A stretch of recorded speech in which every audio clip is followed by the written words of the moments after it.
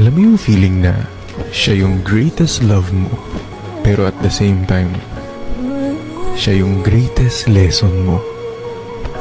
Yung minsan mong tinuring na mahal mo, ngayon mahal mo pa rin naman, pero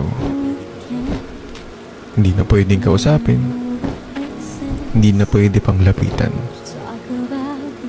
Ang hirap ng kumustahin, kumbaga. Pero marami siyang naturo sa'yo. Marami siyang naipaalala sa'yo noon na hanggang ngayon dala-dala mo. Hanggang ngayon